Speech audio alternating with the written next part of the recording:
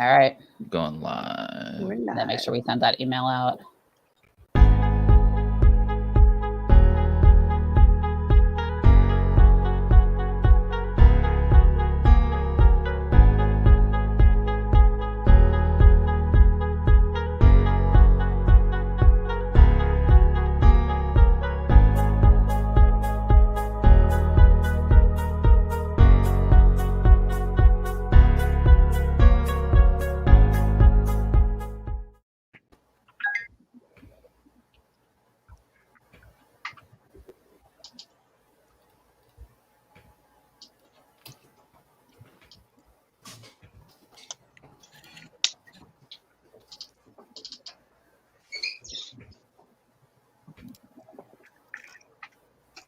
Going from your personal page. Yeah.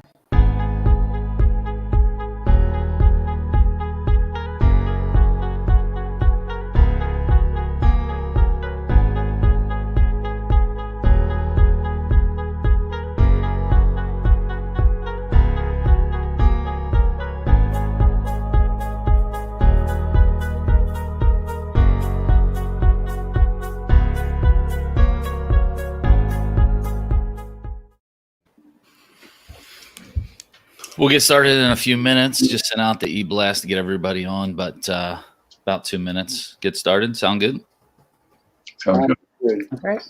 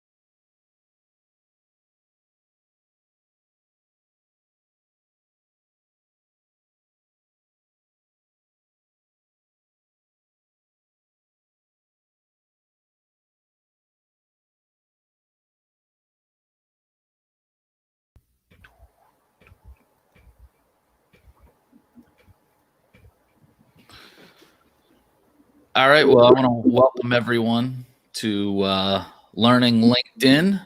We got a good group of people here today. My name's Andrew Haines. I have the Andrew Haines Show podcast. I've been involved in the sports world for the last 20 years. Also owned a variety of businesses. I want to introduce Matt Wolf. He is one of the hosts. Matt.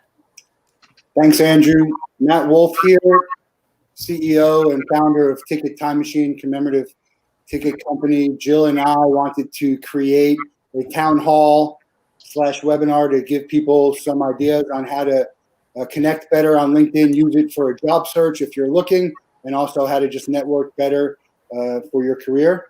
Happy to be here. Just want to also mention Andrew does some great work on LinkedIn with his Free Agent Fridays, and he also has a podcast that hosts people in the sports network. Jill? Yeah. Hi, guys. I am Jill Haber, and many of you have probably seen me on LinkedIn. I, a couple months ago, somehow became a LinkedIn influencer, if you want to call it that. Every day, Monday through Friday, I feature somebody who is currently unemployed due to the COVID pandemic. I highlight them and let them tell their own story to get the word out and to get people what I call #back to work. So thank you guys for joining us. I see some of my personal friends and some former clients. So, hey, guys. Hello.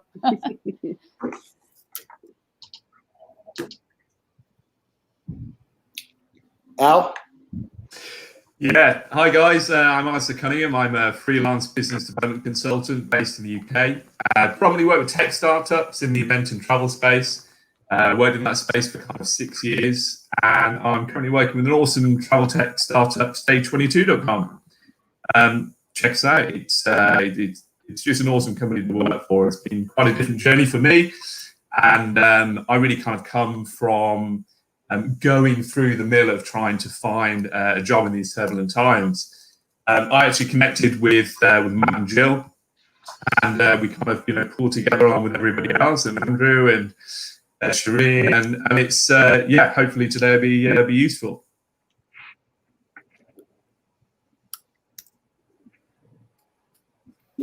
Shereen? Hi everyone, I'm Shereen Daniels. Also, like Alastair, I am from the UK. What am I here for to help you with? Well, I have grown my LinkedIn followers by 9,000 in 3 months.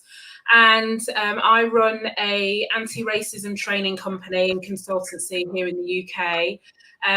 But all of the content that I have shared on LinkedIn has been personal, I guess. So I'm just here to share some hints and tips and things that I did that have worked well for me. So yeah, hopefully it will help you all.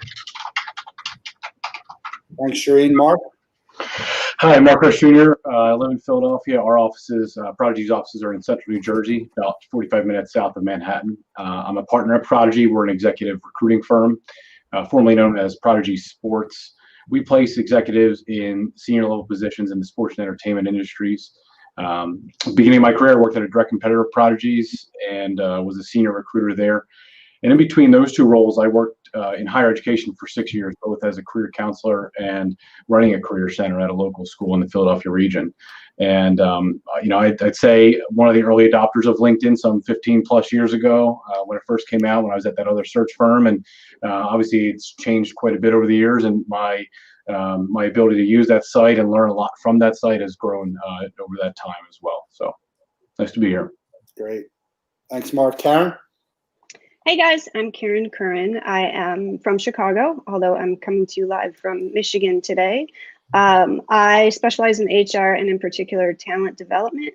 I've been in the event and experiential marketing space for, over 15 years. And I am currently looking, as you can imagine, that particular industry has been pretty decimated. But I'm here today to help you guys kind of stand out among the many people that are currently looking for positions, and hopefully giving you some tips on how best to do that.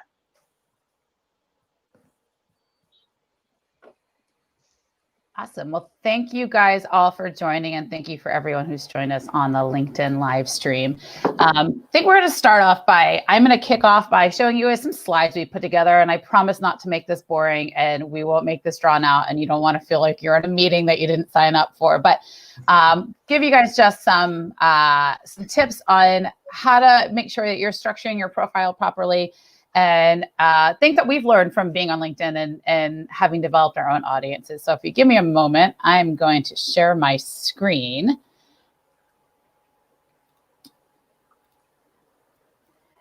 And there we go. Can you guys see that? Awesome. All right. So as I mentioned, these are just some tips that we put together just to make sure that people understand that LinkedIn is really a reflection of you and your personality. But also, I've done a lot of recruiting in my career as well. And one of the things we always did was look at people's LinkedIn. So I think most people are familiar with this, but if you are in the position that several of us are in where we were laid off, LinkedIn came up with this wonderful hashtag open to work. And in that, there is a frame that you can put around your profile that immediately shows people, hey, I'm looking for a job, right? And it's a really excellent tool. Using the hashtag open to work is also great. If you don't know how to find that frame, feel free to message me on LinkedIn and I can guide you through that. I have a post from a couple of months ago I can repost that tells people how to do that.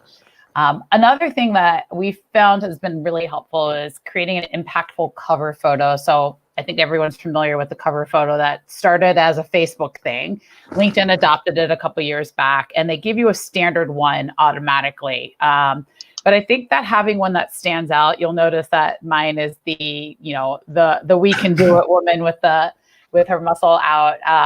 Having one that shows your personality it attracts people to it more so than just the generic blue one. Writing a creative header. So this is a great opportunity to sell yourself. It's not just I'm a senior account director or I am a email marketer. It's who are you? So mine says that I'm a Jill of all trades and I'm a people connector. And then it tells a little from my career side who I am. So it's not just this is my title or this is the title I'm looking for. It really is, this is sort of my personality, right? I always like to say use a professional photo that is recent. If anyone is paying close attention, you'll notice that I changed my photo a couple weeks back because, as I joked, in my original photo, I was not professional. I was going to an event and had a strapless dress on. So between me and you and all of you guys, I looked a little naked from here up, right? And so I realized that was probably not the best photo to use. So although my current photo was not professionally taken, it looks like it could have been. And so, if you don't have the money to get a professional photo, iPhone photos work great. Just make sure it looks professional. Make sure that your photo and your profile are public. This is how recruiters will find you. This is how HR people will find you. This is how other people in your industry will find you. So just because your profile is public doesn't necessarily mean that your photo is also public. So check your settings. And again, I'm happy to guide people through that if they're not sure how to do it. This is one thing I see all the time. Keep your profile up to date and make sure it matches your resume. I can't tell you in my past life how many times I looked at a resume and it didn't match what was on their LinkedIn. And it's a bit of a turnoff. Whether or not it's intended to be that way, it's a bit of a turnoff. So just make sure that your resume and your LinkedIn profile match up and they sync up. One of the things that I think is really important is to be descriptive in your jobs. Don't simply say, hey, I was a senior account director at XYZ agency. Explain what you did. If you need to explain also what your company did. If you go look at mine, I have a little description of the company and what I specifically did. It doesn't need to be exactly what's in your resume. It could be a brief description. Make your profile reflective of your personality. I think if you did all the steps above that, you'll see that that will come out really easily. It's an extension of your personal brand. So,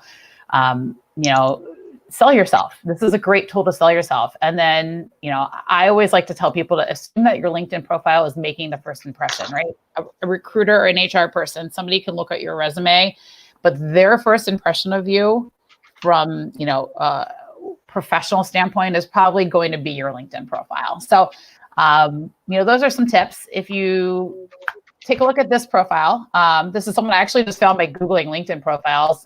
This is an image taken off the internet. I do not know this gentleman, but you can see that his cover photo is something that's reflective of his personality. He's got the open to work banner on that. He has a creative description of who he is. He's not just a creative strategist. He's got other things that describe him. And some of the other things we'll go through, but this is a good starting point. Seeing something like this, I can immediately tell from a creative standpoint that this guy is creative and that he's got some clout because of his description about himself. All right, Matt, on to you. Thanks, Jill. So we're going to go over some more slides here. And a lot of these things might seem like common sense. You might have heard them before, but you probably have something on this list that you just haven't realized that you're not doing, or, so you should always just go back and really go look at what you're doing and make sure that you're keeping it, that you keep going and doing what's working. So the first one, Jill mentioned it, follow open to work, job alerts, now hiring. Hashtags are big on LinkedIn. You can put as many of them as you want. It's very similar to Instagram. I haven't quite figured out the algorithm there, but I do know if you add a hashtag, they're going to get people who are going to see your stuff that you're not connected to. Maybe you'll get some new connections. Really, the whole thing about LinkedIn is the network and the 6 degrees. So who's in your network's connections network? There's a lot of immeasurable data out there, and you just never know who's going to see what you're posting. So you want to expand that network as much as possible. Make sure you have 500 connections. For some reason, LinkedIn stops counting publicly after 500. I don't know why that is. It seems like it shouldn't be a big deal, but you probably have some impression of someone if you see they only have 40 or 50. They might be new, but maybe there's not a whole lot of people with that few, and there's a lot of people with spam. So you want to get those connections up to 500 just because you want to have that many connections anyway, but LinkedIn is going to stop counting publicly. Have a good amount of connections is good. It's better to have quality. So just to have 30,000 people follow you or connections isn't necessarily always going to be good, because there could be a lot of noise. There could be people who are, posting stuff that's not, things that you are aligned with, or not even in your industry. So the two things that I always look for is people in your industry and then others that have the same job description. They might not be in your industry, but they have the same job description. So if you're looking for that type of job, it doesn't necessarily have to be someone who's in sports or entertainment. If it's an account manager or sales or PR, just try and connect with people who have that type of job in other industries. And it's very possible that they can give you good advice. They could be a great connection. They might go from one industry to the next. You just never know where someone's going to land. So having people in your industry and the same job description is something that I always am looking for. This one really struck me the other day. Go through your phone and your Facebook and make sure you're connected with people that you know, that you don't typically think you'd want to be connected with on LinkedIn because you talk to them every day. They're your friends. I think they could expand your network, and there's probably someone in your phone or someone that you talk to all the time who you haven't connected with on LinkedIn. I think it's a great suggestion to add them. And, that's something that has really been helpful to me. I found at least 3 or 4 people that I wasn't connected with. If you're looking for a job, target the companies and the job descriptions that you want, connect with their workers, and ask for the call. So instead of just applying to jobs where there's going to be 2,000 people doing it, find out a company that you want, find out the people there, and connect with them. It doesn't mean you're not searching elsewhere. You still should be applying for those jobs, but the targeted searches are the ones that I think are going to be more fruitful for you. And that'll give you the opportunity to stand out, which some of our panelists are going to talk about in a little bit. Yeah, great, Matt. So a couple of things on the content standpoint. We say post content daily, but post content that's relevant. So whether you could be sharing someone else's content, I've got some great people that I follow. There's a gentleman named Nate Cusick that I highlighted the other day, and I love following Nate because all of his posts are super positive. And so whether you might be sharing a post that somebody else put up, posting content's great. Posting content that's relevant to your industry or relevant to your job or relevant to your life. Try to stay away from things that are political. Obviously, this is a bad time to do that. One of the things that I think that people don't realize is the algorithm of LinkedIn is really kind of similar to that algorithm of Facebook. So liking and commenting on things in your feed shows other people. So if Matt likes something or Shereen likes something, because I am connected with them, I can see when they've commented or when they've liked, and then I can interact and engage. It's really great for job posting. So if we go down to the next one is share job posts, even if it's not relevant to you. I see a lot of job posts. A lot of them, 90%, 99% probably are not relevant to me, but I will like them or I will comment. Or I have an amazing coworker from years back who also lives in Los Angeles now, and she will tag me when she sees a job post. That way, if I like it, people in my network can now see it. So commenting with hashtags, as Matt talked about, we just talked about be careful what you post. People are looking. Stay away from things that are controversial. And in regards to something that could make you shine in a bad light, there's certain things that I think are very open and you should be talking about, but there are also topics that we should be staying away from, right? And I don't think I need to tell people what those are. And then last but not least is brag about yourself, right? Your accomplishments. Make sure they're listed. Make sure if something happens, even if it's, I had a job interview today and I'm really excited about it, or I got my certification in Google Digital my Google Digital certification, or something with your family. It's my kid's birthday, whatever that is.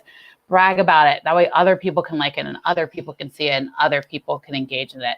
And I said this before, your LinkedIn profile is essentially your resume, right? They're basically one and the same. And one of the first things I've always done, and I think the people who are in HR on this stream can talk about it, is look at people's LinkedIn. So, again, it's a reflection of your brand. Make sure that you're being, fruitful in what you post, but careful in what you post, and that you wouldn't want your mother to if it's something you wouldn't want your mother to see, you don't want an HR person to see. Yeah, a few points on that, Joe. If you can just go back real quick. Yeah. Don't get discouraged if you don't have a ton of likes or comments on the content that you do. People are seeing it. There's a lot of people who just sit back and don't interact on LinkedIn, but they're still seeing what you're saying. They could be sharing it privately with someone, they could be talking about it. So if you post consistently and you like and comment on posts and you share and you engage with the other people in your network, you're going to find that other people are going to want to connect with you. And then your likes and comments are going to increase.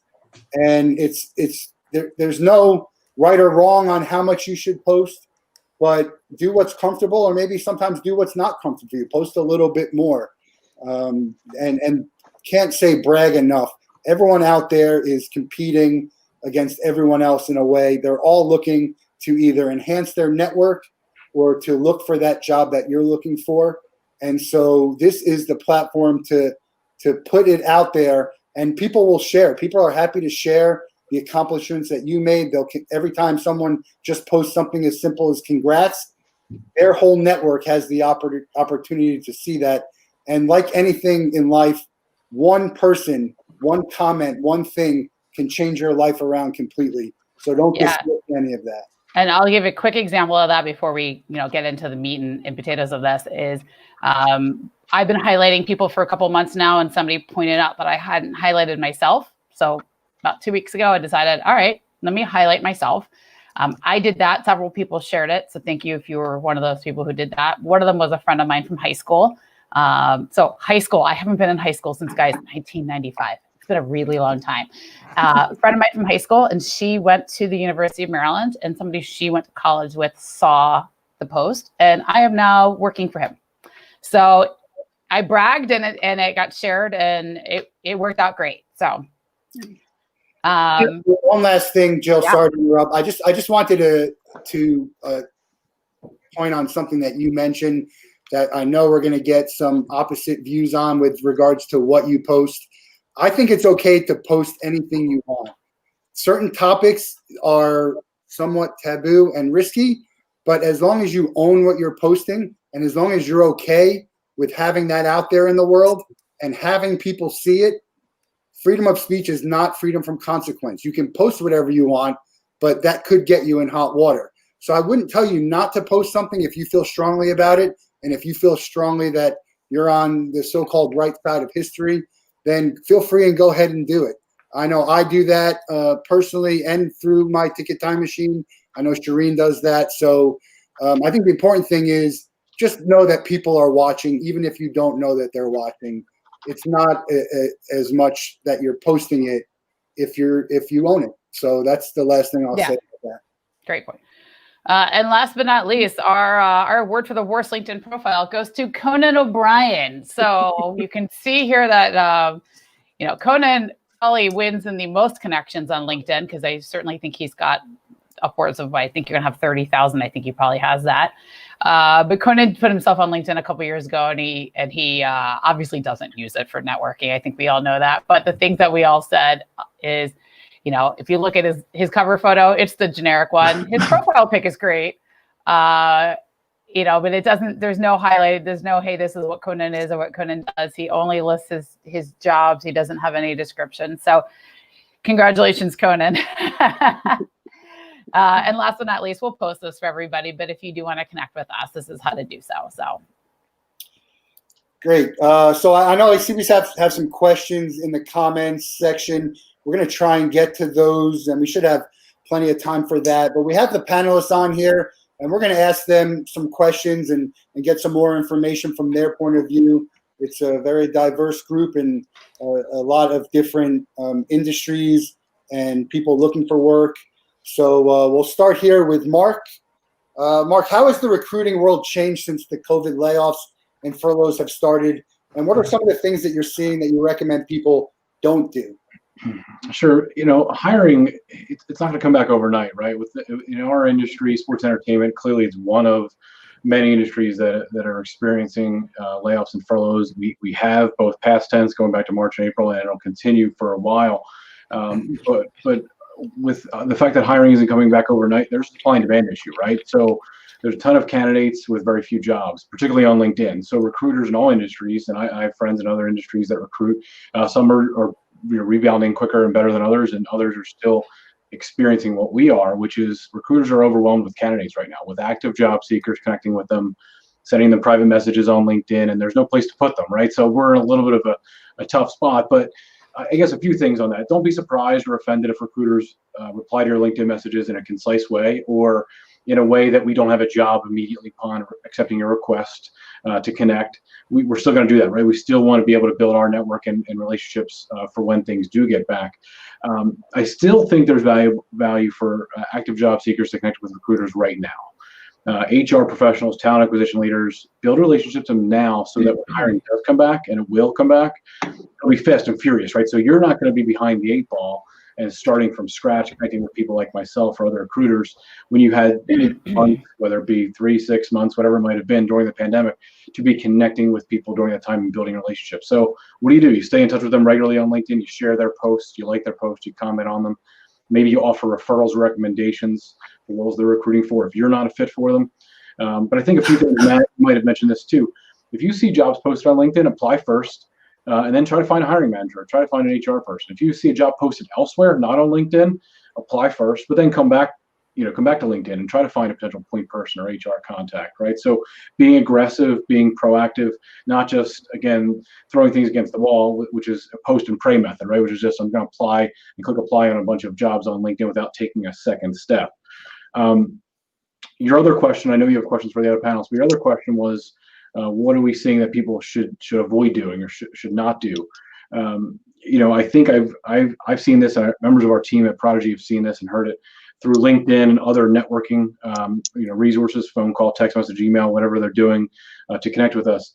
Is if you're still employed, if you haven't been laid off, haven't been furloughed, perhaps you haven't even taken a salary reduction, so you're sitting pretty.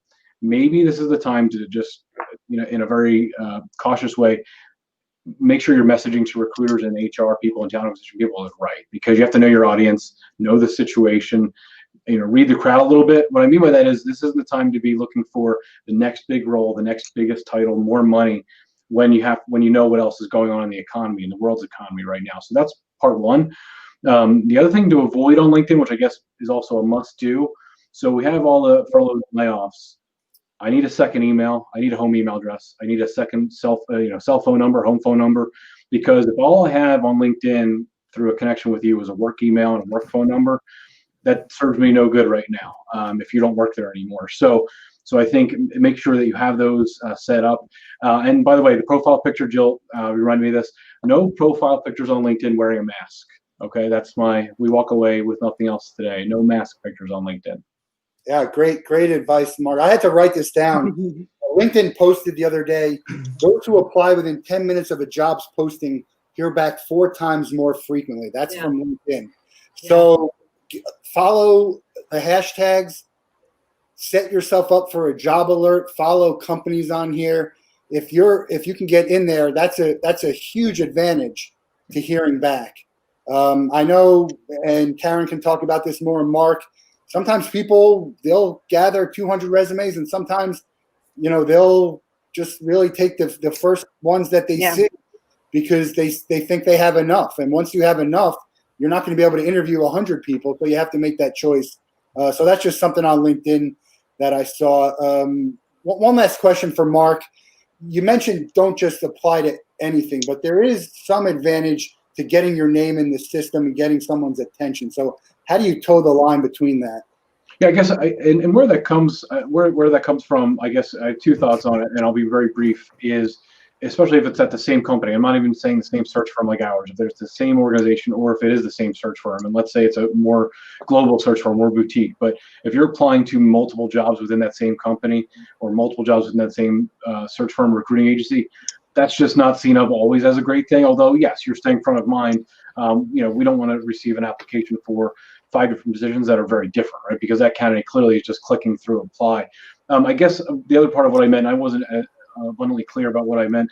When you're applying on LinkedIn, I think it's easy to apply for a bunch of jobs.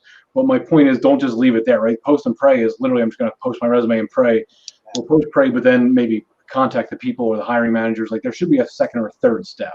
Yeah. And I used when I was job searching a while back, I used to just click on that button, apply, and say, you got my LinkedIn profile. What else do you need? That's just not going to work in today's environment. There was plenty of people out of work looking for a job. It was so competitive then, and now, especially with COVID, it's. I'm not looking, but we'll have Al talk about that a little bit later.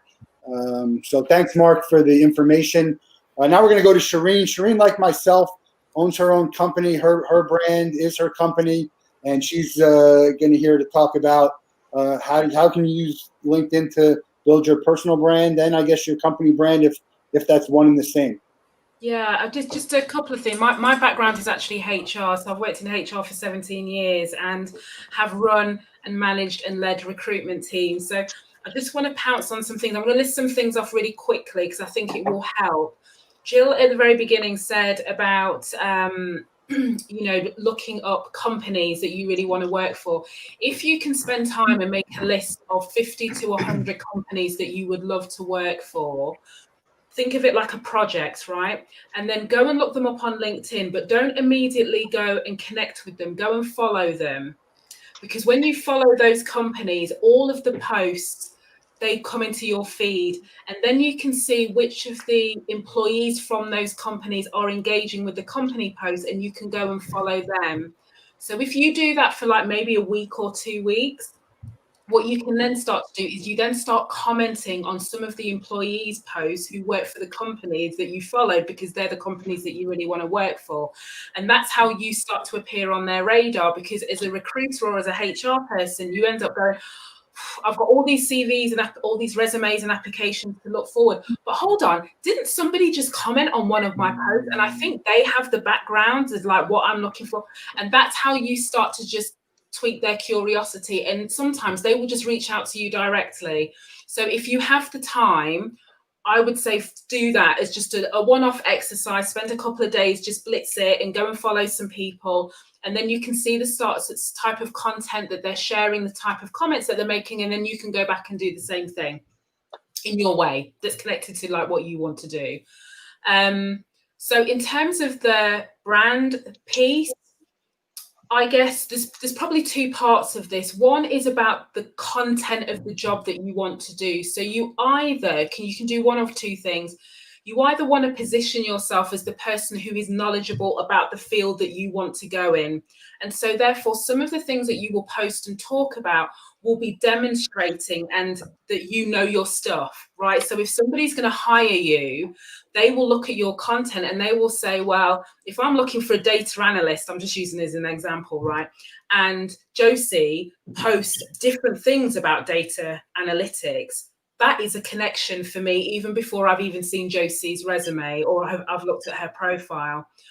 The other side is if Josie is in a saturated market, so there's lots of data analysts applying for a role, what Josie might do to distinguish herself is talk about some things that she really cares about. So she might talk about data analytics, but she might also talk about some things that she does in her spare time, if she volunteers, if she has caring responsibilities, and some of the more human stories around some of the things that she does, because that is showing the person behind the profile.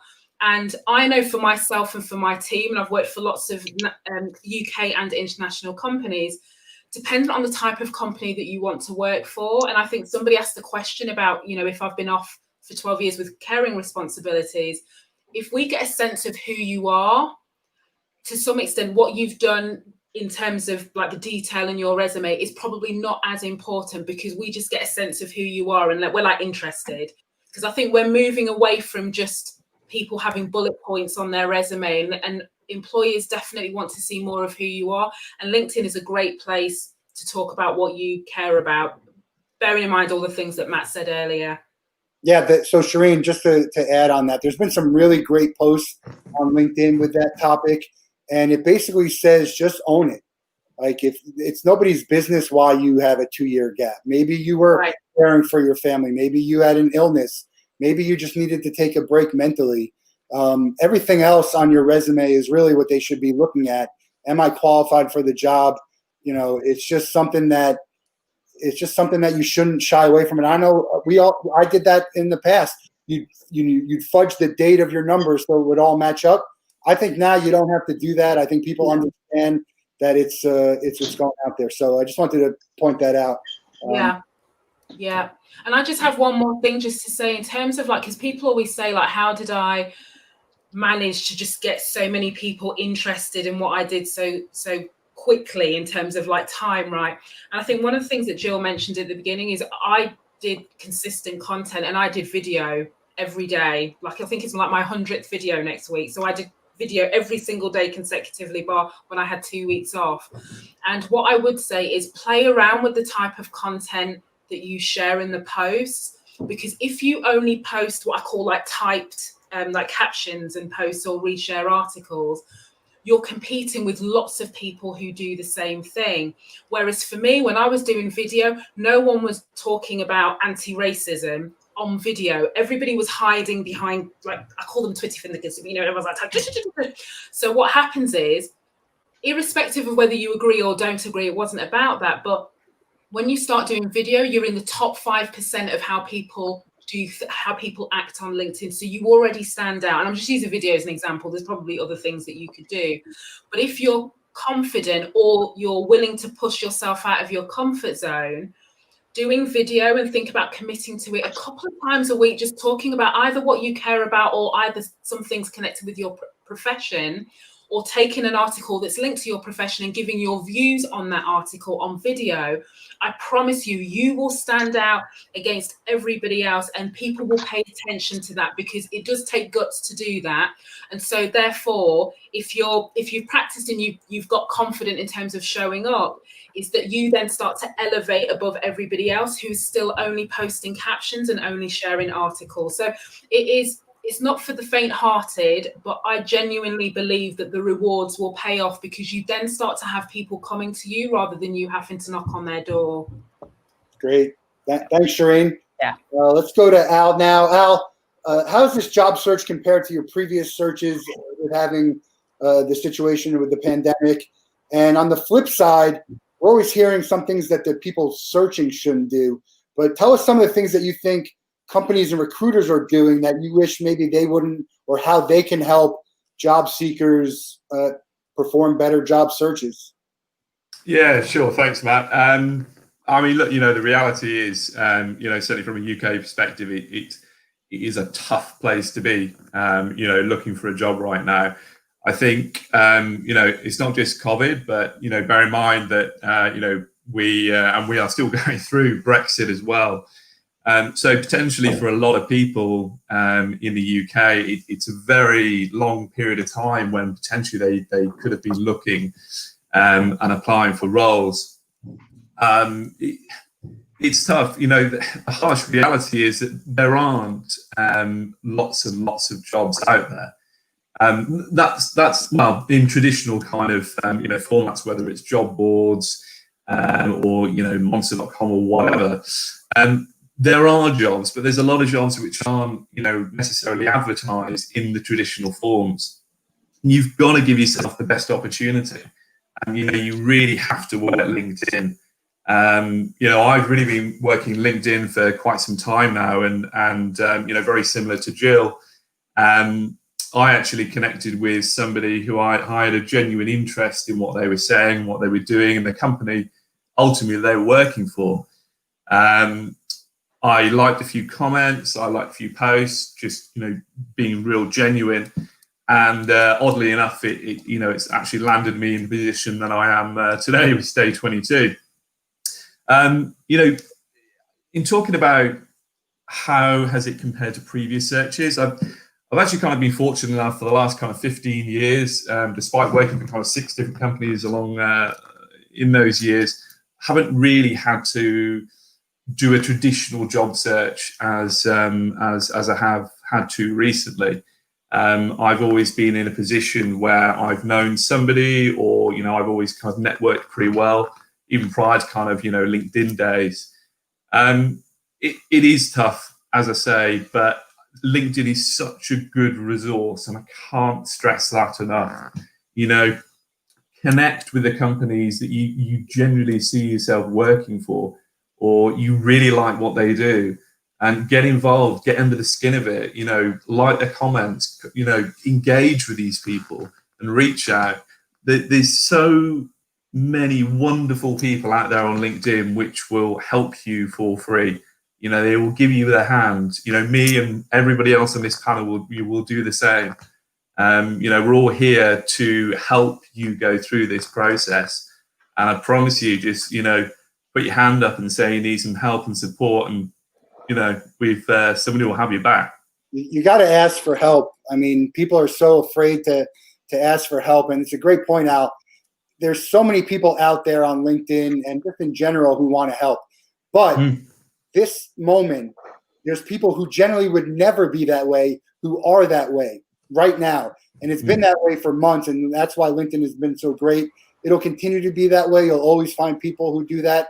But that window is going to close as some form of normalcy comes, and these people get busier and they think, okay, I've done enough. And the people who just want attention. Yeah. So just ask. You always got to ask for what you want. That's one thing I always do in life, whether it's on LinkedIn or somewhere else. That's one of the reasons why I'm always happy to help people, because I wouldn't be where I'm sitting here today if I didn't have people helping along the way. So great on that, Al. Karen, I was going to just add on to you really quickly, Matt. Sorry, is to Matt's point, I was one of those people who didn't want to ask for help, and I didn't ask for help, and I was laid off at the beginning of April, and I saw it coming down the line, and I was like, it'll be fine, I'll find a job. And 2 months later, I had one of those days where you just lose it, right? And you have a breakdown, and I don't know why I did this, but in my breakdown, I decided to put a post on LinkedIn, and that LinkedIn post was meant for what might have been a 600-person network at the time. And people cared enough to continue to share it, and it went viral, which is how I built up my LinkedIn network. And, to Matt's point, it's because I finally reached out and said, okay, I need some help, because I'm 2 months into being laid off, and I have kept it quiet, and now I need to expand this out to my network. And it grew from there, and it grew from there. And it wasn't exactly written like that, but there's been 400,000 people now who have seen it. And now my LinkedIn connections went from 600 to I'm in the thousands, and, helping to pay it forward now. So to Matt's point, don't be afraid. You're not the only person who's in this situation. There's a lot of people in this situation, and asking for help is only going to get you help. Yeah, that's how I connected with you. Was your That's how I connected with her also. Exactly. Yeah. So, everybody. Karen, from an HR perspective, what advice would you give to help people stand out? Is that different now than it was before? We talked a little bit about HR and what they're looking for. And can you maybe just expand on that and talk about social media and how it can help or harm your career, whether that or your job search, whether that's LinkedIn or Twitter or Instagram, TikTok, whatever the case may be? Sure. So you guys have done a great job of covering how LinkedIn can help. And I'm just going to talk about some kind of general ways to get some attention in this environment. The sheer volume of resumes that are hitting these recruiters is enormous. And so it is very important that you get your resume in as quickly as possible. At the same time, that volume contributes to recruiters not looking as closely at resumes as they should be looking. So what you want to do when you submit a resume is make sure that you grab their attention within the first 1/3 to 1/2 of the resume if possible. And that means, taking a look at the job description and seeing which key elements of the job they're looking for, and make sure that those bullets, the corresponding bullets in your resume, are at the top. I think I read not too long ago that the average recruiter takes about 17 seconds to scan each resume. That's not a lot of time. You really want to be able to catch their attention as quickly as possible. Sometimes too, you'll want to take a look at the job description and maybe even add a couple bullets that really speak to why you're well suited to this position. The other thing that's important, you're putting your resume, for the most part, into applicant tracking systems, right? These systems have what, back in the day, when I first started in HR, were called spiders. The systems basically scan the resumes and see how many keywords match the job description. So spend some time in looking at each job description, pull out what the key skill sets are and what some of those keywords are, and make sure that those are peppered through your resume, because that way when the applicant tracking system scans it, most of those systems will pop up the candidates with the most matches to the top of the pile. So that can be very helpful. There is another trick that I will cautiously explain to you with regard to those keywords.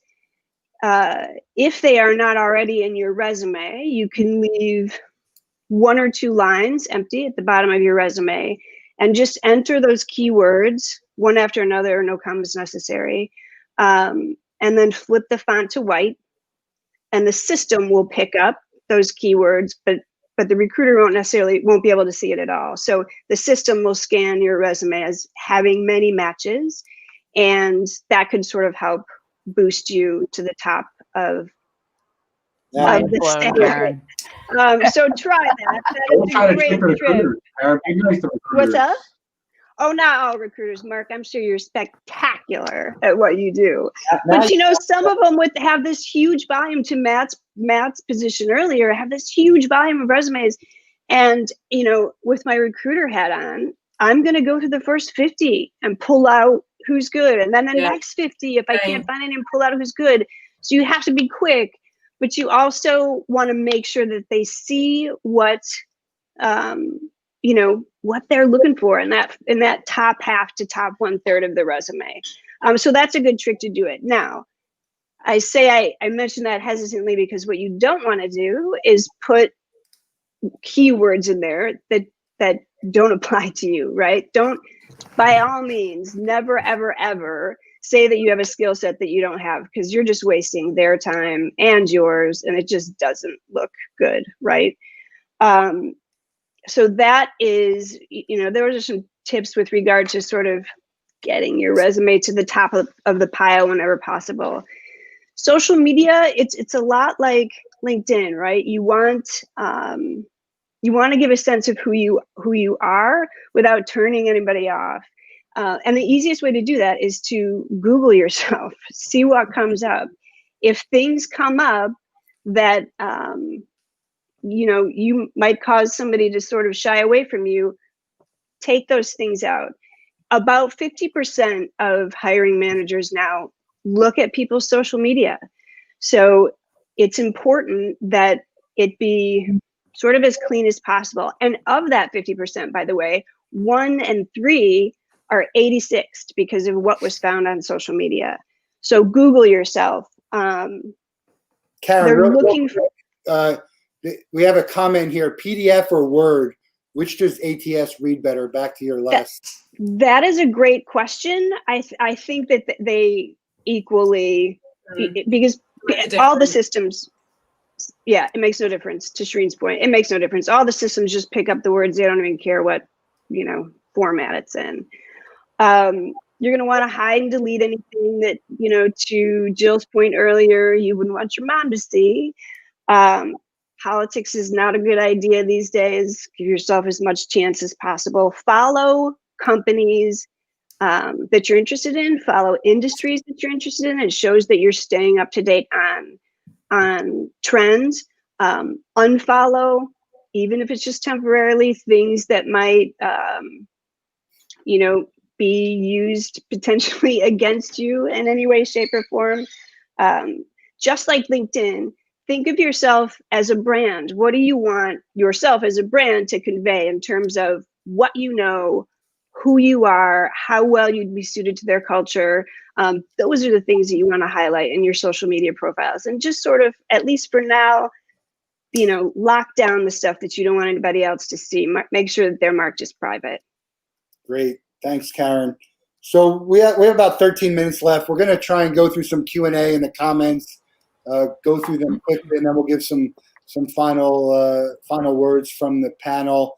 I'm going to handle one here that I see. Do you recommend adding photos or videos of past work that you've done on your LinkedIn profile? The answer is yes.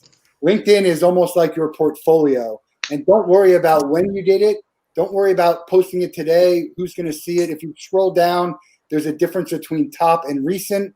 I'm scrolling through and I'm seeing stuff that people posted a week ago, a month ago. So constantly post, and you can post the same thing over and over again. Just don't do it, every week, the same thing, because it's going to hit a different audience. You really just want to avoid turning people off with what you're posting. That's the really only bad thing about posting too much. And I haven't really found too much out there that should really turn you off from unfollowing. You can just scroll like anything else. This question was asked by Mark. I might butcher your last name. Ziskowski. I hope I said that right. I have my portfolio pinned to the top of, it's a link to it, but it is, you see, as a document. I have it pinned to the top of my LinkedIn, and there is a space in LinkedIn that allows you to do that. And so I don't know off the top of my head if it allows you to pin video, but you can certainly pin a document with a link. It does. Okay, perfect. So my suggestion, you can do it for every job as well. You can do it. So for every job that you've had, you can take some of like key examples of your work and either put the link or upload it to that. And then you can also upload some things after your headline summary. So the about section about you can also pin some documents there as well. Perfect. Thanks, Shereen. That's all right. Yeah, we already got to this one, Nicole. Great question. This is just more about, owning what you have and not having to answer to anyone. I don't think it's going to be a problem. There will be some people who will ask you that, but I wouldn't worry about that too much. I think Shereen and Karen would agree. And I actually did leave a job to take care of my father. And well, it doesn't show that in my resume because it was only for a short time. I personally, and this is probably a better question for the people who actually look at resumes for a living, I don't personally feel like there's anything wrong with putting that on your resume. Caregiver to a family member. Agreed. I don't really pay any attention to gaps, even when they're not filled in by things, by saying, I was a caregiver. Things happen in life, and people sort of get knocked off their path, and that doesn't mean that they're not good candidates.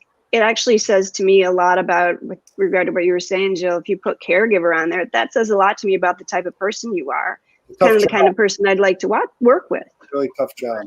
There's also transferable skills that, they should highlight. Yep, for sure. Yeah. Good point. So Megan's got a great question here.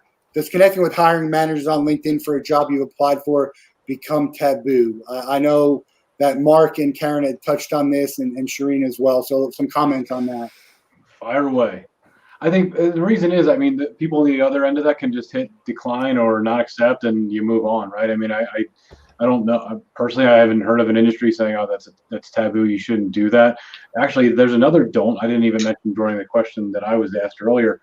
When recruiters send you messages and you have the ability to either accept or decline the message, never hit decline. If you decline, the communication stops. You can't go back and forth anymore. If you accept and still say, I'm not interested or not at this time, that's the move. If you decline it, that's a big, it's more of a problem than an issue with LinkedIn that they need to figure out. But we get that a lot where we send messages out to 2-3 dozen people and we get, a handful of declines and we can't even correspond with them again. It kind of just shuts down the dialogue. So to your question though, not taboo in any industry. Connect with them. If they say no or decline it, then they say no. And also, don't forget to have a look and see if you have anyone in your connections that's connected to the hiring manager. Like, so many people forget that because you just connect to all these people, and then when you search their name, it will show you how many connections you have in common. And if you click, you can see if there's anybody's name that you recognize, and if you're on a friendly enough terms with them that they can kind of give you a little introduction that way. So that's always something that you can do as well. Yeah. Great question here by Josh. How do you combat being told you're overqualified when you said you've okay? My view on this is there's going to be two trains of thought here. There's going to be a company who is glad to have an overqualified person in that position because they're getting a discount, and there's going to be the company who's concerned that you're going to get this because you need a job and you got one foot out the door. Anyone else? Yeah, I think it's really individual. I would say it depends on the company and it depends on the hiring manager and the manager of the role. Because one of the fears is when you have people who are super overqualified, will they get bored really easily? So the recruiter is selfishly thinking if they leave, that means I've got to recruit in 6 to 12 months, and I don't want Mark's smiling. Yeah. I've just been really honest. You're like, oh man, so it's tough. Like, yeah. Great. Another question here. How do you properly use InMail to connect with hiring managers, other connections when you apply? Should you double dip? So I'm gonna give you my personal view. I kind of do what I think is right for me. It doesn't mean it's right. Someone might be turned off by it, but maybe it'll work. So I don't know that you should not double dip in a way, but you also don't want to overwhelm a hiring manager, especially. I think Shereen talked about it. We talked about following and connecting and commenting. That's probably a better way to get noticed by these people than to just go right after the hiring manager, because that person can actually talk to the hiring manager. I assume hiring managers don't necessarily want to have 10, 15 conversations with people who've applied. So, Curran, Shereen, anything else on that? No, I thought that was pretty well stated. It's always best to be referred by somebody that works there or by somebody who's one of your connections. And if possible, have that person drop the resume in front of that hiring manager as well. Sometimes that's not, always possible, but it's just another reason to check when you apply for a position to see who you know that might know that person as well. It can't hurt to have the hiring manager hear your name a few times. Great. So this is probably for the HR people. JP wants to know, how can you inform prospective employers that you require a visa sponsorship? And how do you convince them you're worth the sponsorship process? I haven't dealt with a lot of those. Yeah, I have. So yeah, I'm like, right. Yeah, right. So if I'm really honest, JP, if you're applying cold, like meaning that you have no connections, you've got no warm introductions into the company, it's going to be quite a challenge, because I know organizations, and I've had people in my team, the second they see visa sponsorship, it means more work. So they will put you to one side and they will go for somebody who's got the right to work in the relevant country. Now, if you can find a way to build a relationship either with the organization or with people who work within the organization, that sometimes is a workaround. And potentially, like, maybe don't lead with that. So if you're applying, the first thing should not be like, I need a sponsorship. If you can see that the company already sponsors other people, so you might have to do a bit of legwork. It's really difficult. And yeah, I've just known some people who won't even touch candidates who need sponsorship just because they feel like it's too much work, or they don't have a sponsorship license. So you have to find out if they've got a license. Yeah. Can you do that in the US? We can do that in the UK. You can look up. There's yeah, you can. Okay, cool. Yeah, we can do that here too. Yeah. All right. Looks like we've gone through all of the questions here in the comments so far. We got about 4 minutes left or so. I want to say thank you to the panel for joining us today and give them an opportunity to get some final thoughts. It looks like we have one more question here. How should we handle recruiters that reach out about a job, great screening, say they're pushing you to the hiring manager and disappear? How long should you wait to follow up? You cut off on me. Could you repeat that? Yeah, they just want to know if a recruiter reaches out and you did a great screening, they say they're going to push you to the hiring manager. How long do you wait to follow up, and maybe who should you follow up with? I would recommend following up with the original person that you had the interview with, and I would do so within a week to 2 weeks. I mean, it just shows how interested you are in the position. Follow up right now is just another key way to help you stand out. All right, last one. Greg, should you apply for the job right away or try to find a connection for a referral? Obviously, we've talked about applying right away. You got to get in there quick, and then use the other stuff as sort of a supplement to your Greg, application. Whenever possible, do both. Get your resume in as quickly as possible, but continue to try to find somebody who might be a connection and send your resume to them and have them follow up with the person as well. All right, so some final thoughts here. We'll start with the panel. Curran, share some final thoughts, share your contact information, how you would like people to get a hold of you. Last thoughts on the issues.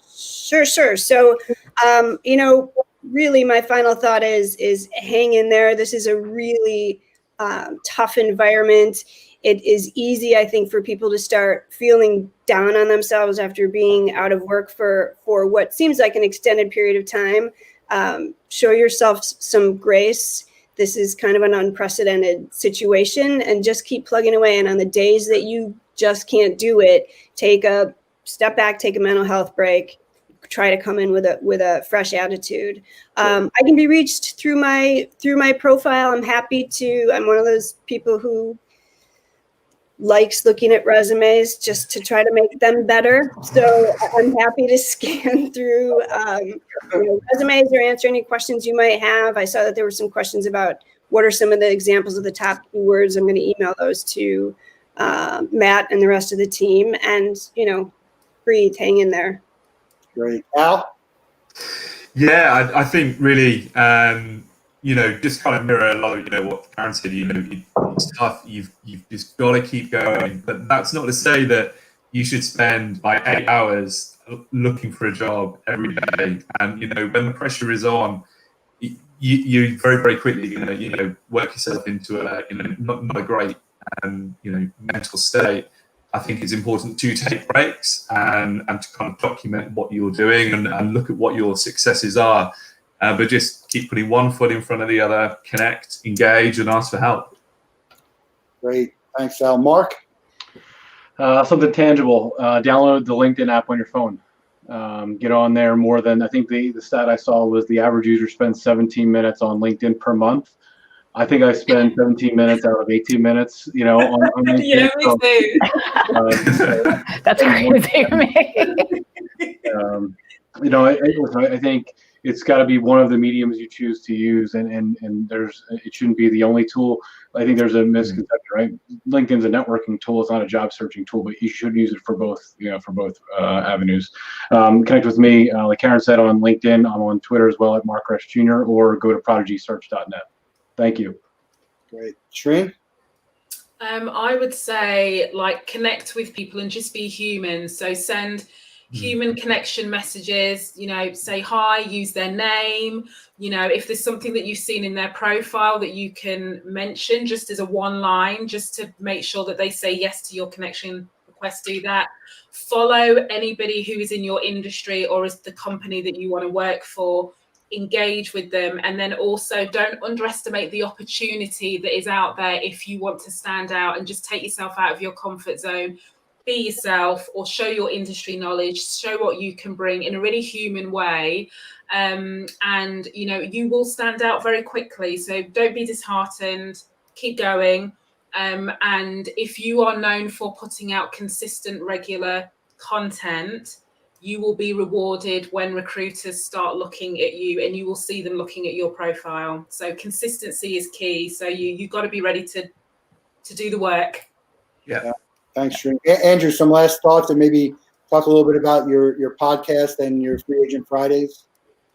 Well, I just think, anybody out there, looking to, further their career, looking for a position, you got to do more than just apply. And I think you guys hit it on the head earlier, just with engagement on social media. My LinkedIn is almost 24,000 connections, and it almost doubled in the last 12 months. And it's primarily because of the engagement that I've had, and try to make meaningful engagement, not just, liking and whatnot, but actually sharing posts that are relevant to your industry or your position. And I think if you do that and it's in a genuine way, you're going to see explosive growth. And I'm a perfect example. I'm not good at it. I'm old. I'm out of touch with technology a little bit, but like Mark, if you look at my screen history on my phone or my computer, LinkedIn is always up on my computer within a window. So it could be a tool that could be so powerful, if used properly. I just strongly suggest what you guys said. I think you guys hit it on the head. Jill? Yeah, a couple of things. One is not really related to LinkedIn, but one of the things I noticed, I remember old enough to remember applying for a job and having the thank you note already pre-stamped and stick it in the closest mailbox, right? We obviously do that on email now, but always send a thank you note, even if it's a phone screen, even if it's a recruiter just calling you to find out what you're interested in. Send a thank you note. It actually goes a long way. In my last role, when I interviewed people all the time, for every 10 interviews, I probably got one thank you note. So it makes you stand out. So that's number one. Number two, I think there's a lot of people in groups on LinkedIn that you should follow that post jobs quite a bit, depending on your industry. So in my industry, there are a number of people who are constantly posting jobs. Lee Daniels is one of them. There is a group called the Avail List, and I can in the next week, I'll put the list together of people who in groups that do this, who are posting jobs, and they're not necessarily jobs that you would see by looking at LinkedIn jobs or by looking at Indeed or anything like that. So they're jobs that people know of from other people. And so I think that's a great thing. It's another way, another outlet to help find a job. And last but not least, a lot of questions were asked here that we didn't necessarily get to. Michael Cruz, who is awesome, you guys should hire him. He was my former client. Michael Cruz asked a question about, is it okay to ask people to repost your posts? Yes. Every post I wrote, please like, share, like, comment, and share. Ask away. If it doesn't happen, it doesn't happen, but don't be afraid to ask. You can send a private message to someone asking, yeah. Hey, can you share my post? That's fine. Yeah. Too. So don't be afraid to ask people to help. Don't be afraid to ask people to share your posts. And if there's anything that we didn't get to that you guys, because there were a lot of questions I think we didn't get to today, please just message me or Matt, and we can make sure that we're getting answers for you guys. Yeah, just a few final thoughts here. I want to thank everyone who joined us here. This will be posted on LinkedIn and YouTube, I believe. Thank the panel for their time and wisdom. Yes. A few last things for me. The two best jobs I ever had, I found on monster.com, and they'll tell you that LinkedIn and social media accounts for 11 to 14% of successful hires. The only thing that matters is it takes one. You only need one job. And so it really doesn't matter how you get it. You should try and give yourself the best position to get that job, whether it's through a friend, through LinkedIn, through anything. It's really, there's no bad way to get a job. So just keep doing what you're doing. Be yourself. There's a market and a job for everyone out there. And ask for help. We're here to help you. I'm accessible, probably as accessible as anyone you'll ever meet. I answer every single email and message that I ever get, and I do it very quickly. So reach out to me anywhere, LinkedIn, Facebook, Instagram, Twitter. I only have a few TikTok videos, so I'm not there yet. Pinterest. Look forward to doing this again. We'll come up with some different topics and give us some feedback. How'd we do? Where did we go? Send us topics you guys want to hear about. Everyone stay safe and make it a great week. Thank you, Vetch. Thank you, guys. Thanks, guys.